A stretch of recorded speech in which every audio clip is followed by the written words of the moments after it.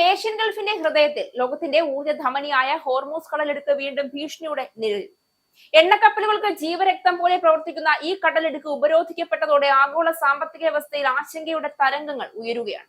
ഇതിന്റെ പശ്ചാത്തലത്തിലാണ് American president Donald Trump ഇറാനെതിരെ കടുത്ത മുന്നറിയിപ്പ് മുഴക്കി.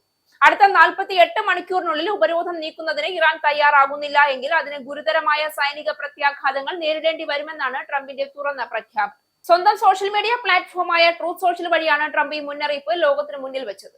ഹോർമൂസ് കടലെടുക്ക് ലോകത്തെ എണ്ണ വിതരണത്തിന്റെ പ്രധാന വഴികളിൽ ഒന്നായതിനാൽ അവിടെ ഉണ്ടാകുന്ന ചെറിയ സംഘർഷം പോലും ആഗോള വിപണികളെ നടക്കാൻ കഴിവുള്ളതാണ്.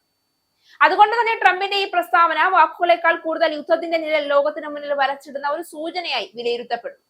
നിശ്ചയിച്ച സമയപരിധിക്കുള്ളിൽ കടലെടുക്ക് തുറന്നില്ല എങ്കിൽ ഇറാനുമേൽ നരകം പെയ്തിറങ്ങുമെന്ന് ട്രംപ് ഭീഷണി മുഴക്കി. നേരത്തെ നൽകിയിരുന്ന 10 ദിവസത്തെ കാലാവധി ഏപ്രിൽ 6-ന് അവസാനിക്കാനിരിക്കെയാണ് ട്രംപിന്റെ അന്ത്യശാസനം പുറത്തു വന്നിരിക്കുന്നത്.